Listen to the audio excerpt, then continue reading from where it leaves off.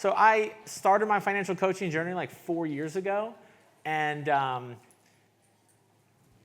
didn't know what I was doing. I was started ground zero.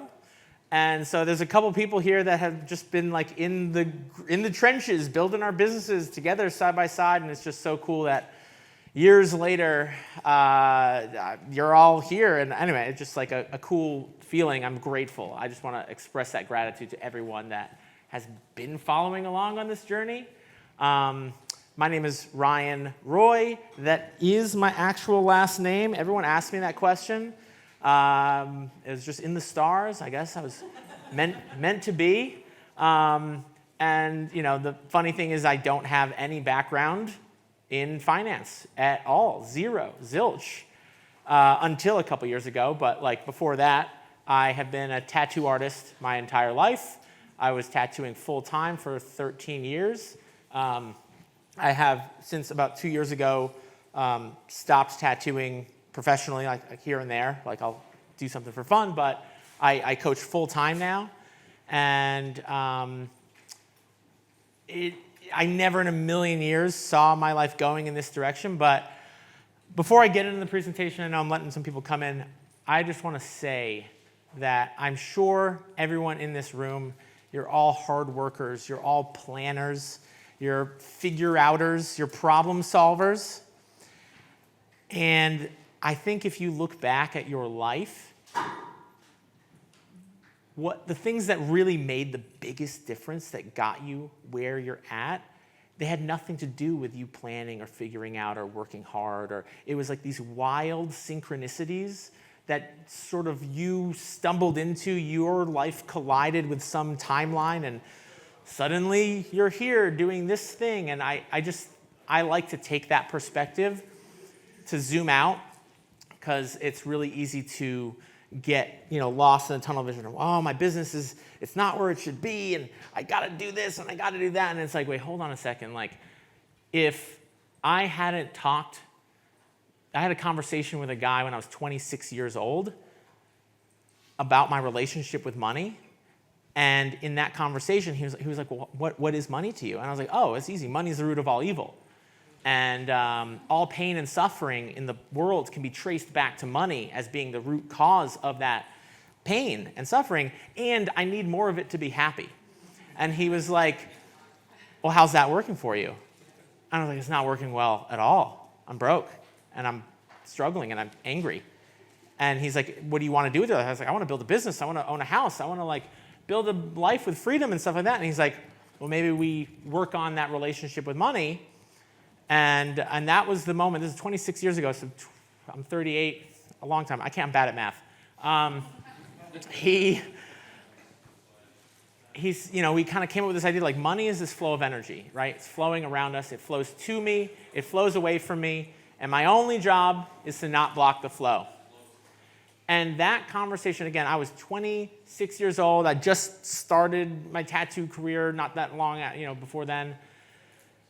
And if I hadn't had that conversation with him, I would have never read The Richest Man in Babylon. I would have never started to save money and look at money as a game.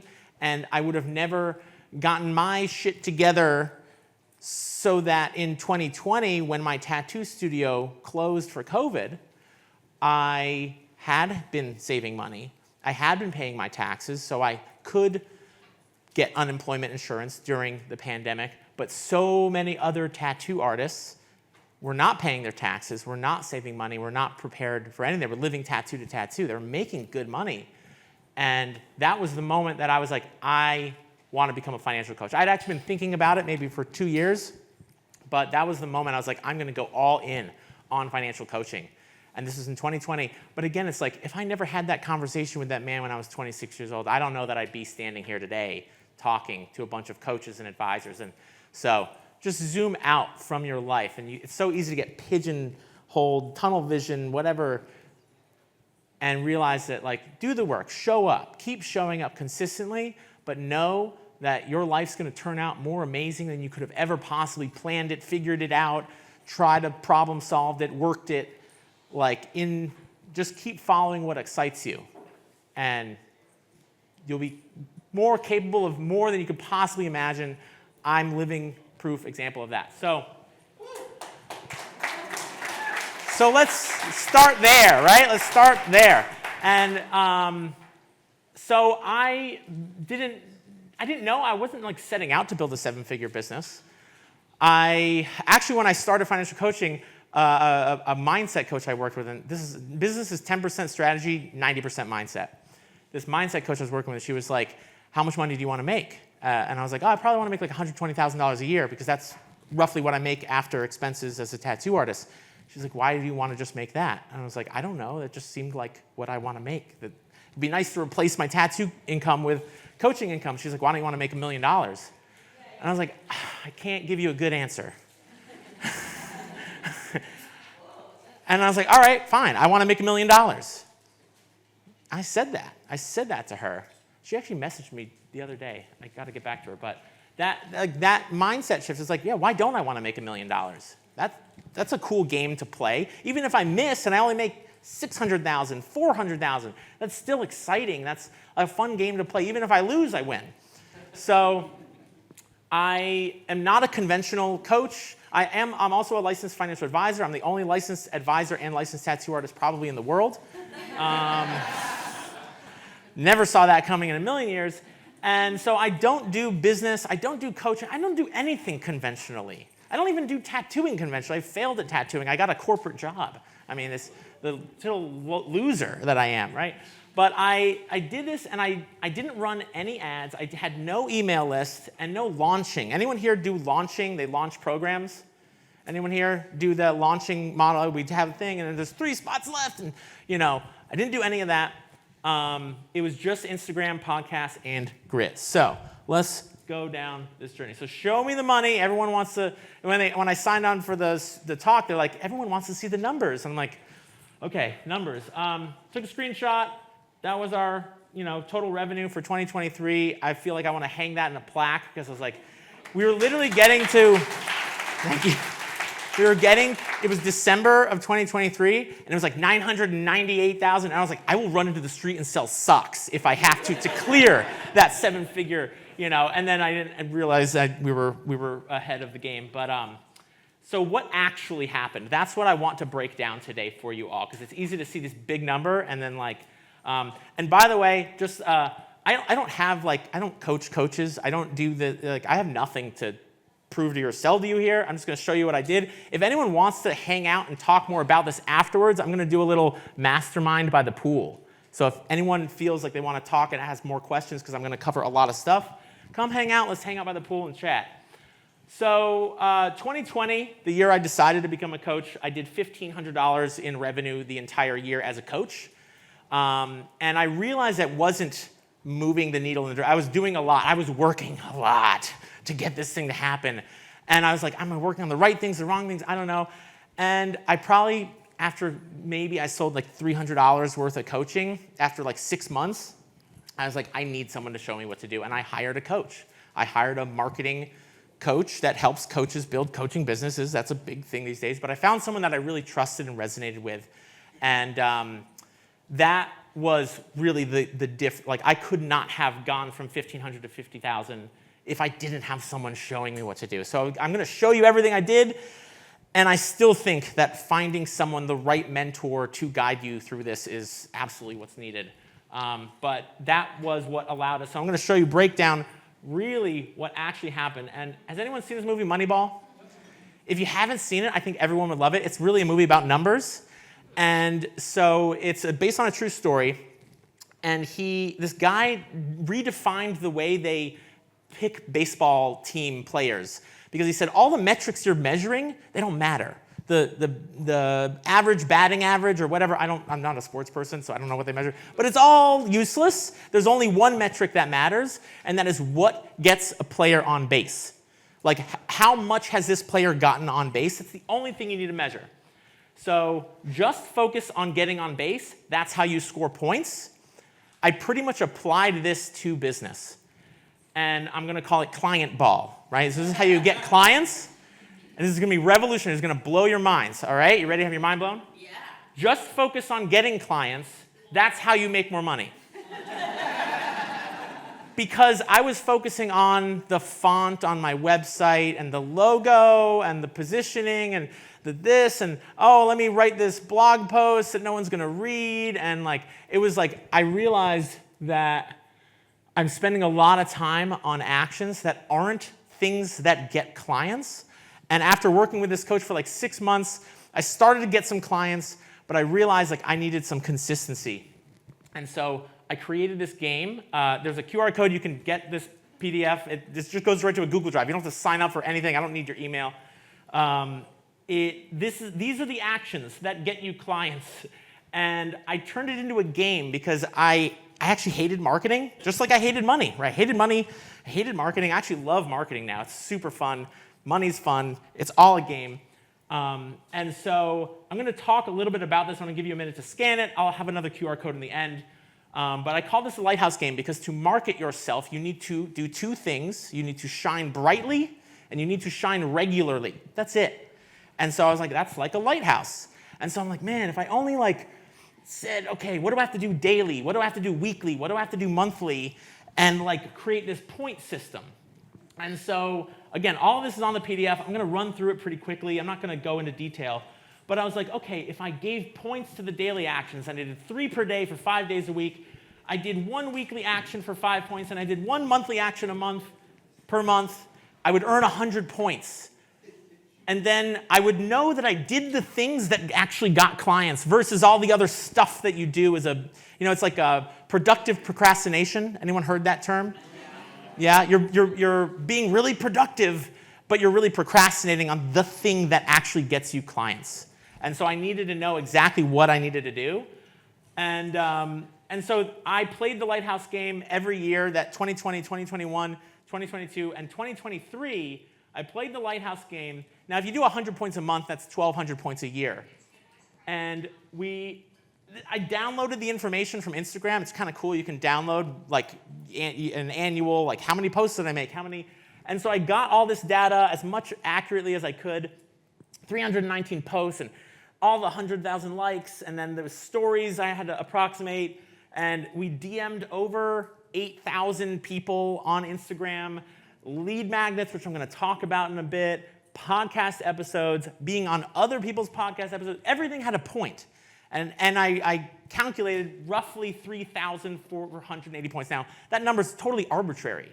It doesn't mean anything other than what I make it mean, which is I did the thing that gets clients. I did it consistently, and it turned into 703 sales calls in 1 year. And that's not even, there's other calls. That's actually what my closer took. I took probably another 100 calls on top of that. So I did the thing that got clients, right? What gets you on base is what gets you on base. It's what earned points. And I think I stopped focusing on all the stuff that wasn't making my business money and just focused on what actually makes money. And so we got 227 clients in 2023. That's an average close rate for any of the sales close people of 32%. Now, I wasn't taking my sales calls. I hired a closer, which I'm going to talk about, hiring a team and all that. We have a lot to cover today. And our average price was $4,500, and that's what got us that. I think it was $1,019,000. I think someone didn't pay their bill or something like that. But anyway, it doesn't matter. These are again rough averages. My COO. We were talking about how we get so caught up in the perfection of the details. It's like, stop getting caught up in the perfection of the details. So now you know how to make money. All right, congrats. Bye. No, now you're flying the plane, right? You need to know how to make money to fly the plane, and only once you're flying the plane, that's when you should start to build the plane. And I know you all know they say that, but like really, stop trying to build the plane, the systems and the SOPs and all the things, because all that stuff is going to change as you start making more money. And so once you're really at that point where you're doing a steady 10K a month from your coaching business, that's when you really start to build the plane. And this is my approach. This is what worked for me. I'm not going to say it works for everyone, but it worked really well for me. And I made a lot of mistakes. And I really just broke down business. Again, I didn't go to business school. I'm just talking out of my pure experience in the trenches building a business. Business is 5 things.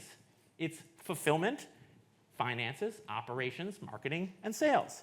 And so that's what I'm going to talk about today, right? I'm assuming everything I told you is going to get you to 10K a month. Whether you're there or not, I promise you it will. And if you want to come talk afterwards at the pool, I'd be happy to tell you more about it. But now we need to focus on all the things that actually make it a business, actually build the plane. I'm not going to talk about finances because we're at FinCon, and I'm just going to assume you know that part. So I hope you know that part. You're at FinCon. So one-on-one coaching to group coaching. I call one-on-one coachings like lion taming, and I have this laser pointer in my hand. I don't know if maybe I'll start using it. Group coaching is like dragon taming. You are holding on for dear life because this thing just starts to grow with you and take on a life of its own. And so like I said, you want to, once you've hit the 10 to 15K mark in your one-on-one coaching, that's when you start to think about group coaching. But it felt like this big chasm, like I have to jump over the Grand Canyon to like get to, and then what if not enough people sign up? Like what if one person signs up for my group coaching program? Like that would suck, then I'm not doing group coaching. And so what I did was I tested with a six-week group coaching program. I just did a beta. I didn't even take a sales call. I made a sales page, told them about it. I was like, I'm testing this out. You're getting a sweet deal. And I signed up 20 people at $9.97 off a sales page, not a single sales call. In 30 days, I made 20 grand in 30 days off the power of copywriting. Study copywriting. It's spelling. You can magically get people to do what you want them to do. It's phenomenal. And so I launched, after that test, after I knew it worked, and then I took the recordings from that test that became the pre-recorded material that I could then sell my actual group coaching program. I did one launch, and that was the first launch and the only launch that I did for the group coaching program. And I ran it for 3 months, and then it turned into an evergreen model. Is anyone here familiar with an evergreen model? A couple people are, but a lot of people are not. So in evergreen, you're basically just having new clients join the stream of clients that you already have. And the fear is that, well, what if someone's here and someone's here and someone's moving at this pace and moving at that pace? And the truth is, even if you did a launch where everyone's going at the same pace through your curriculum, they're starting at a different place in their life. They move through it at a different pace. And so you kind of just got to throw them into this stream and say, I'm committed that they're going to get the breakthrough they came here to get. And there's a lot of faith in building a business. I think building a business is the spiritual crucible that burns away everything that is not Ryan and leaves me more pure and authentic and in tune with my, energy and surroundings. And so I kind of trusted that these people, they came to get something, and I'm gonna give it to them. I ran it for 3 to 4 months.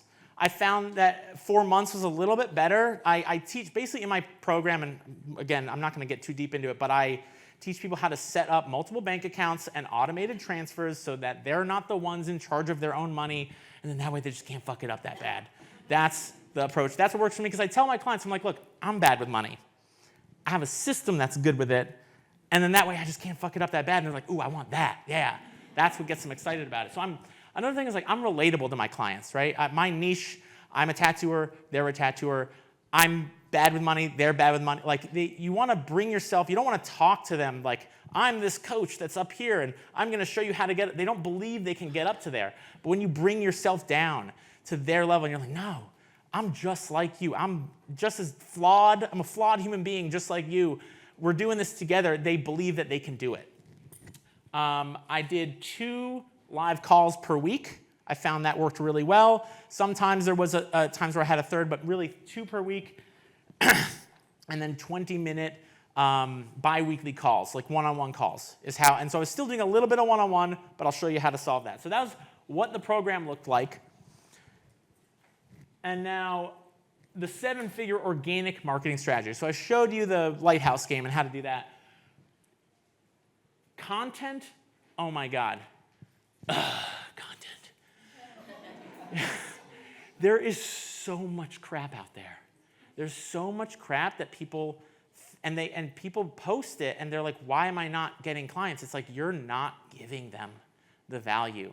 And if you're not giving it away, if you're not flooding them, like give them all the goodies. If you make a post and you're like, I'm afraid that I'm giving away too much value in this post, that's the post you need to give. Because everything beneath that is just fluff. And it's not building trust with people. Give it all away. If they can do it themselves off of a 60-second Instagram post, then they don't need you as their coach. But when you give them that value and then they do it and they see some results, it builds so much more trust that when you start to engage in a conversation, they're like, this guy already helped me out. It's like when you haven't helped them at all and then you want to chat with them in the DMs and you haven't given them anything, you're asking them to have a conversation with you, but you haven't given them anything yet. So why would they want to talk to you? You really need to give that value. And like I said, if your free content doesn't get people results, then you will never scale to multiple 6 or 7 figures. So really make sure that free content.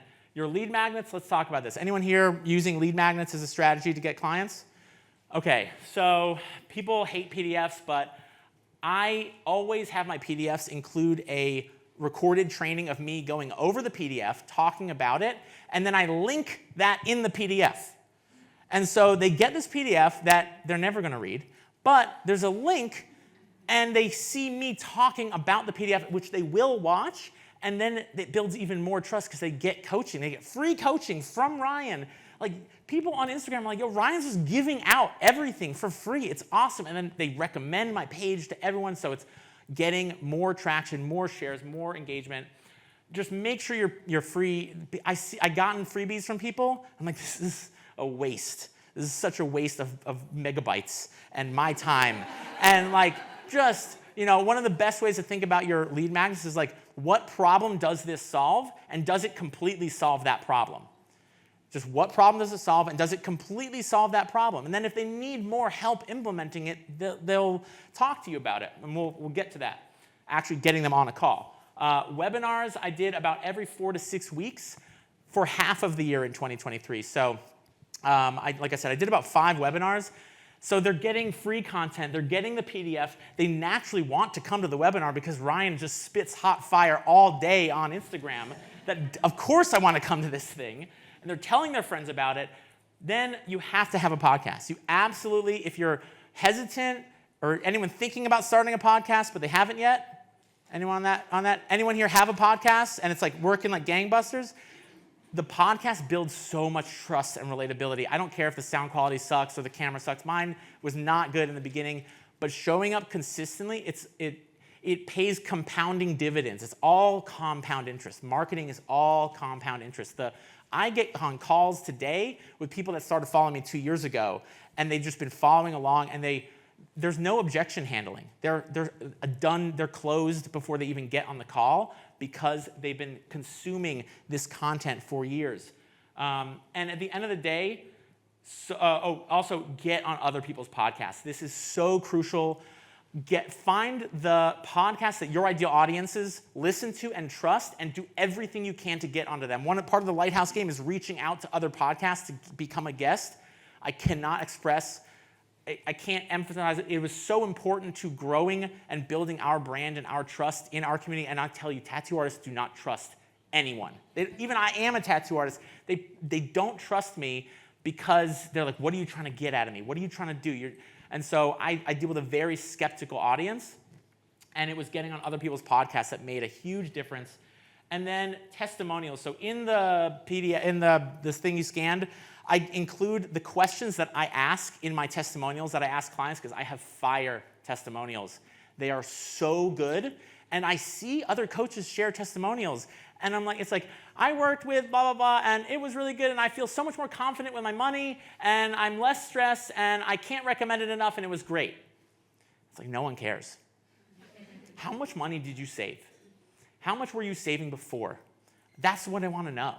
And you need to and I need to like milk this information out of my clients sometimes because they're nervous. People are still nervous about talking about money, and they feel weird bragging about like, yeah, I had no money and now I saved my first $10,000, $20,000, $30,000. I bought my first house. I paid my back taxes. I'm debt free. They still feel weird. So I massage it out of them on the testimonial call, and then I share that on social media after I've already given you. And so when people see, oh, I've consumed all this stuff, but I'm not saving $10,000 like that person, I have to work with Ryan. I have to. It's just irrefutable proof. What it takes to get clients, I think, is probably 10 times more than what most people think it takes. And I'm speaking from experience. Okay, now we're moving along. We got a lot to cover here. We have marketed the hell out of our service, but we actually need to get them on a call. And so this is something called appointment setting. I didn't know this was a thing. I didn't know this was actually a job. You can actually hire someone to do this, which I'll talk about. I'm going to tell you the exact process. So you need to build a gap from where they are to where they want to be. And most of the 227 clients we got last year all came onto a call through a DM. It wasn't through a newsletter. It wasn't through a blog post or SEO. It was all through DM, all through Instagram. And it's because I was having conversations with them where I build that gap. When I give them a lead magnet, again, I'm not asking for their email or anything. I'm just giving it to them because what I'm getting in return is permission to talk to you. That's what I'm getting from giving you. So on Instagram, give you the link to the Google Drive for free, and now I have permission to talk to you. Have fun, crack jokes, challenge them in the DMs, but do not coach them. And that's, if people feel like they're getting all the coaching, the thing is you're doing them a disservice. When you're on a sales call or you're setting, you're doing them a disservice by coaching them because you're giving them the illusion that they can do this on their own. When you know that they really, truly, to get where they want to go, they need help. So challenge them, have fun with them, relate to them. We call it like we gently slap people around. Like we'll have some jokes with them where it's like, aha, yeah, but like you're not really, you're kind of full of shit, right? Like I'll push people a little bit, and they love it. When you challenge them a little bit, it makes you more human. It makes it like you're talking to your friend. You're not like, oh, well, if you could just do it, it's like just have fun, get down on their level with them. And so here's the questions I ask. So I always say, what's been most challenging when it comes to the thing you said you want to do, right? Tell me what's been challenging. Don't tell them what's hard about it. Have them tell you what's hard about it. What have you tried? So get them to admit what they've done in the past. Sometimes it's nothing, but get them to talk about it. And then this is where you shift their perspective. So they are talking to you. They have one viewpoint. And then your job to get them onto a phone call before they will book that call with you is you need to shift their whole perspective. And so you say, I totally get why you did whatever you did. I've found the reason that doesn't work for most people is break the belief that they have that what they did is the only way to do it and it will solve their problem, or that there's something wrong with them and that's why. They're like, oh, it's not something's wrong with me. It's actually the method that I tried. There's a problem. It doesn't work for most people. I feel this way about budgeting. I don't believe budgeting works. I know you're all going to fight me on that, and I don't believe budgeting works. I don't teach budgeting. I don't believe it. I use spreadsheets, don't get me wrong, but no, your budget's not going to stick to you. You need a budget that you need it to stick, because you're not going to stick to the budget. You need the budget to stick to you. That's why I teach automated systems. And then I asked them, does that resonate? So when people tell me, yeah, I tried budgeting, it didn't really work. Well, the reason it doesn't work is because you're a busy artist and you're focusing on this stuff, and you're not going to look at your spreadsheet every day, and that's why it didn't work. So does that resonate? So I've broken their belief that there's something wrong with them, that there's something wrong with the thing they tried. And then I say, well, if you had the system, the structure, the thing that I teach, do you think that would help you accomplish the goal? Does that feel different from what you've done in the past? And they're like, yeah, that does feel different. So I'm massaging the conversation, shifting their perspective, and then this is the clutch. This is the thing that gets them on the call, right? This is the one I used so many times. I can definitely help you with that. Rather than breaking my thumbs explaining this here, would it be helpful to hop on a call to talk strategy and show you how to accomplish X, Y, Z? That's what I say. I've said this exact thing to so many people. I've booked so many calls. All these slides, by the way, are in the PDF. You can take pictures, but I'm giving you all these slides in the QR code, which I'll share again in the end. So you've built the gap, you've shifted their perspective, and you've made it clear, like, I'm totally down to help you, but I can't do it through DMs. Like, let's hop on a call. Then they're like, yeah, let's do it. Let's get on the call. Cool, so now you've marketed, and you've set the gap, and you've booked a call, but you actually have to sell these people. I was terrible at sales. Anyone here bad at sales? Awesome. I was horrible at sales. I felt so uncomfortable. I'm like, oh, they're already stressed about money, and then I'm going to ask them for $4,500? Are you kidding me? Like, ugh. So how do we not make it? Ugh. This is how we do that. And again, you do not want to coach them. You want to challenge them. They want to be challenged. They really want to be challenged. The first thing I ask on my sales call is, before we dive in, part of my job as a coach is to challenge people, but I always like to ask permission first. Do I have permission to challenge you on this call? And they're like, yes. And where that comes into play is at the end of the call, when they're nervous about making the investment, and you're like, cool, I totally get it, right? We're worried about money, like that's why we're here. But if we let the reason that we're here stop us from getting the help that we needed, what's going to change? And they're like, yeah, I know. And you're like, so, and then I'll have a whole bunch of sales techniques, closing, objection handling. But often when I say that, you see, if I don't say that in the beginning and then I start challenging them in the end, it's weird, it's awkward. It's like, wait, hold on, you were just helping me out this whole time, but now you're like challenging me? No, ask permission first, and then it's easy to do in the end. And then I go into their situation like, okay, we want to pinpoint. You're here, but you want to be here. Now you're 35 years old. You have nothing saved for retirement. You've been making X amount per year, but you've been saving 0%. Are you okay with that? No, I'm not okay with that. Why? Ask why. Why not? Why? Because then you get them to sell themselves into working with you. You're not actually selling anything. You're asking the right questions that it's like they fall into their own trap and they sell themselves right into your program. And so you're like, why not? Why not? Because I have kids and I have a wife and I'm tired of paycheck to paycheck. All the words coming out of their mouth, they're selling themselves into your own program. Then I get them present to the ripple effect. That's what I like to call it. Some people call it the cost of inaction. I call it on my call the ripple effect. It's like, okay, cool. So you're here, you want to be here, but this is the trajectory you've been on, so we're not going to get here. What happens if we keep going on that trajectory? And I use my hands on the call. I make it visual. If we keep doing what we've been doing for the next 5 to 10 years, what does that look like? And this is something I say, pretend we didn't even have this call today. Like, say we never actually had this conversation. What does it look like if you just kind of kept doing what you're doing? And they're like, ooh, doesn't look good. I am not going to be able to retire. I'm going to work till I'm 90 years old, whatever it is. And so now they're present to the emotion that they've been ignoring this whole time, which is why they haven't taken the actions they need to take. And people do not make logical purchases. They make emotional purchases. If they were making a logical purchase, it makes sense to get someone to help you do this. But they're not going to make the decision to spend thousands of dollars getting the help they need from a logical perspective. It's going to be from that emotional state, from the cost of inaction. And so I like to lighten it up a little bit because it can get kind of dark. I mean, I've cried on these calls with so many people. Like dozens and dozens of people have cried on these calls. If it gets real heavy, I like to say, look, the good news is you're not about to live under a bridge anytime soon, okay? You're going to be fine. I'm going to be good, but God, it's tight, And so I kind of like encourage them a little bit, like, look, and I always tell them this, you have mastered survival. You've mastered it. You know how to survive. You know how I know you've mastered it?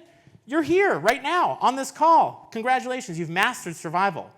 But you know nothing about thrival. You know nothing about how to create and thrive in your life. And so that's what we want to do together.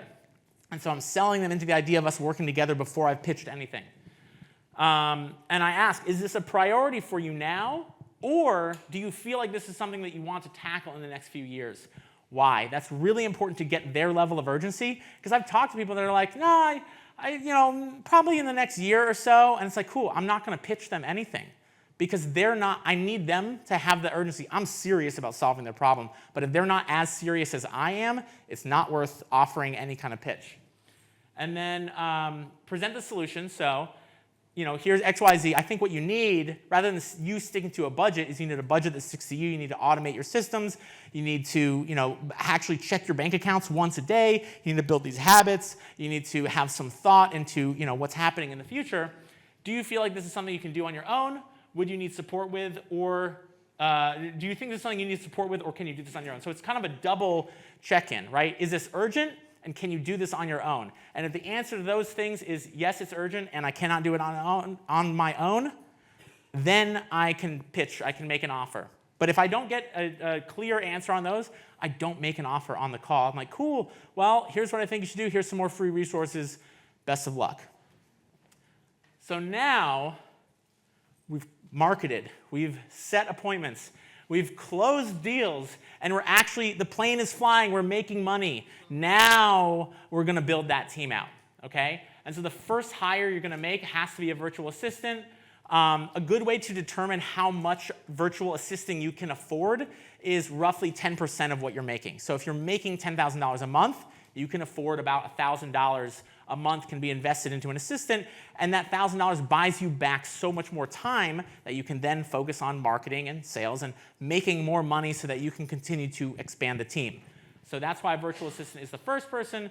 Second is going to be the appointment setter. So I am making all my appointments are closing in the DMs, but I am having conversations with hundreds of people every single day. I can't do it and still do all the other things. So has anyone here not heard of an appointment setter? Like it's a role. Anyone here not heard of it? I didn't know it existed for a long time. So maybe it's very common knowledge for some people. I didn't know. And there are academies that train people all around the world. There are people in all. My first appointment setter was from Pakistan. He was amazing. And you work very closely with this person because you don't want them like going off the handle and saying weird shit to your people. So you want to like really, be in the conversations, auditing those conversations, but you have to let go of control. And the first time an appointment got booked and I didn't have to book it, it was such a cool feeling. I was like, ooh, man. Appointments are on my calendar, and like that's so cool. The third will be a fractional COO. So you're the CEO, you're the visionary, you're building, you're on a mission, but you need someone to help build the scaffolding to allow that mission to happen. You can't, all the back-end stuff, you might love spreadsheets, you need someone else to do that stuff for you. You might love automated systems, you need someone else to do that for you. Your calendar, your scheduling, all the back-end stuff, you need someone to help. And so this was not, someone advised me to do this, someone way wealthier and way smarter than I was told me I needed to do this. I was not about to go look for a COO, but I went on LinkedIn. I put out an ad for a COO, and side story, LinkedIn, I had no idea that the COO that I hired, that I was going to end up falling in love with her. Where is she? She's back there. I'm going to point her out. We worked together for about a year and a half, and then like one day I was like, Thamai, we're like flirting, right? She's like, yeah. I was like, is that okay? She's like, yeah. I'm like, okay. She's also the HR department, so like, there's no one to go to. No. But I can't promise that will happen for you. But I had so many applications of really great people, and I just went with the person that I went with my gut. Like I had a conversation with her. I talked to 9 other people. My gut was like, this is the person. I had no idea that it was going to lead to more. But you need to take all that back end stuff off your plate so that you can focus on getting clients. Your main job is always getting more clients. You're marketing, but you're delegating as much as possible. So after that is the closer. So when I had someone setting appointments and then someone else selling those people into my program and I wasn't involved in any of it, it was the craziest feeling. I was like, tens of thousands of dollars are just happening. It was wild. It was a wild feeling. It was really, really cool. And so this is the order in which I recommend, because I felt like having a COO helped. If I had a closer, because closers tend to be a little bit disorganized, that's just the nature of sales, the COO helped keep everything in order so I wasn't losing track of stuff. And after that, then I hired and trained an assistant coach who she took onboarding calls, and then I had her slowly taking one-on-one calls. And now I actually have her leading some of the group coaching classes. So now I've been in the position where, and there's been some restructuring in my company in the past year, but we had someone booking calls, someone selling calls, people doing the back end stuff, and a coach coaching the whole program. Now I can't walk away completely from my business, but to even be able to walk away for a little bit. I went to Iceland for 10 days, and I knew everything was getting handled. I mean, it was a phenomenal feeling to be in that position, to see this thing that I built and these people that are as passionate about what I'm doing as I am, holding the fort down and, keeping it going. And so I recommend, and here's the thing, if they are not an A player, and we've hired some B players, we've hired some B plus players, they will waste your time and they will cost you more money than you're paying them. And I'm telling you, the minute, hire slowly, fire quickly. And I've had to fire a number of people, and it's not my favorite part of the job, but you know you're a good boss when you're firing someone and they're thanking you for the opportunity to have gotten to work with you. And there's tears and there's connection, and you genuinely care about them, even though you're letting them go, and you want to see nothing but them thriving in their lives. So, but the only way you attract A players is when you treat your employees like that. Like every single person becomes family. And I know there might be people that would speak otherwise, but I treat everyone I work with like they're my family. Like I love this person. What was the ratio? You mentioned the virtual assistant, like 10%. 10%, yeah. What would you pay for COO and assistant coach? I don't have a ratio, but I can tell you that last year when we did we did $1,017,000, between my compensation and payroll for everyone and contractors and everything, it was about $500,000. So I don't know if that helps, but it was like 50% of everything went to paying people. And then we were operated at about an 18% profit margin after my own salary and everything like that. So, you have to make $1 million to make $180,000. So now we've got the systems, we've got the marketing, we're selling people, and we've got a team to support us in doing this. How do we maintain quality of results? Because at the end of the day, that's the most important thing. If you're scaling this drag, you're riding the dragon, you're growing, but people aren't getting amazing results. And in fact, I can't tell you, I think my clients get better results in my group coaching programs than they ever did in my one-on-one coaching programs. I swear.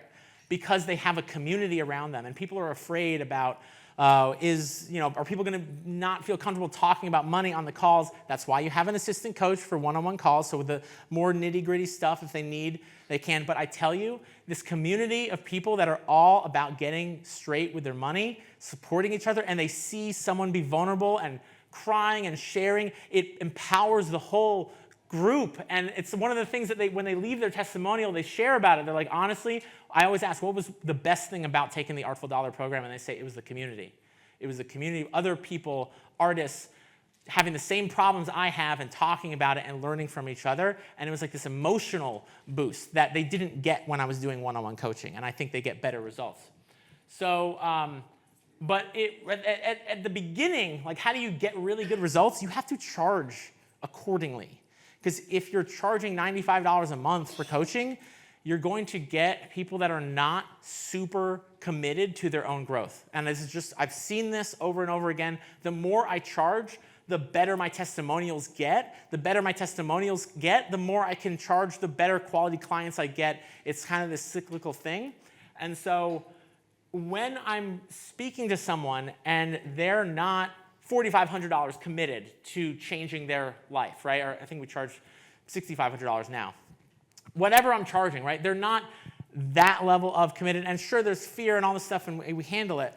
But I'm $100,000 committed to you growing. So I need you at least that amount. When they make that investment, they are all in. They're going to do everything you tell them to do. They're going to get the most amazing results that are beyond my wildest dreams. My clients constantly exceed my expectations of what they can do.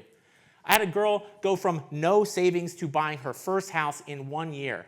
And it's because I charge accordingly to the value that I give, and I don't accept less. And now I'll give you all the free resources. It's all there on my Instagram and everything. If you can't afford it, I'm not leaving you high and dry.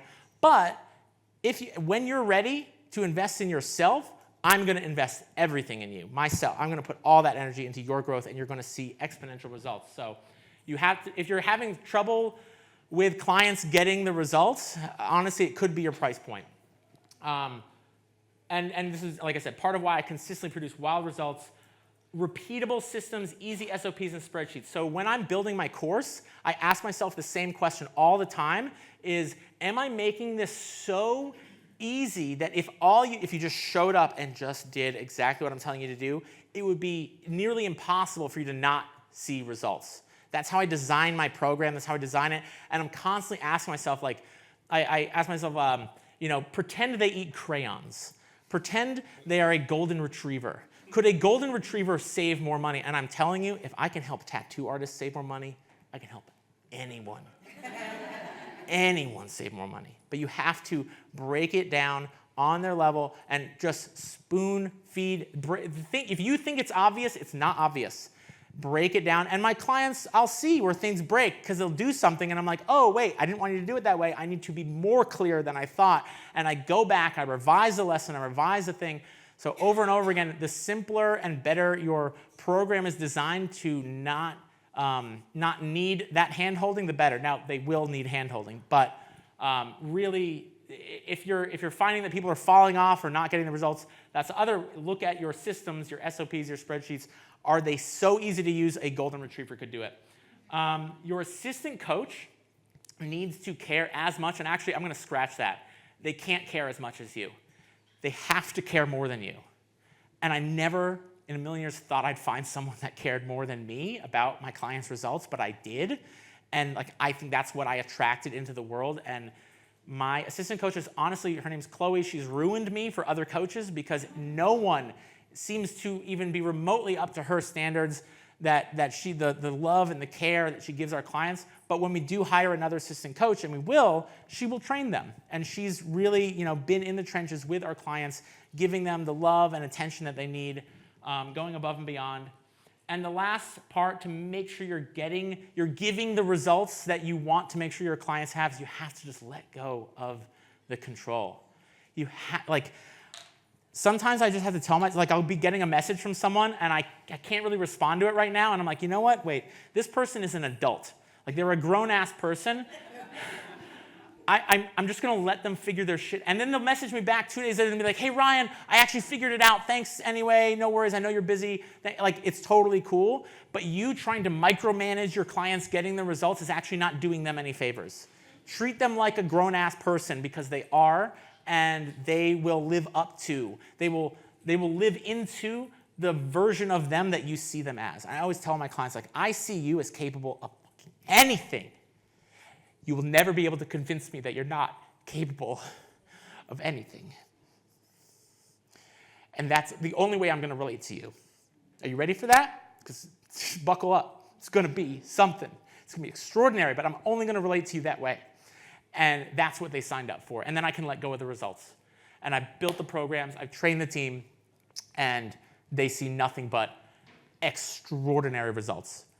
And I think it's pool time. So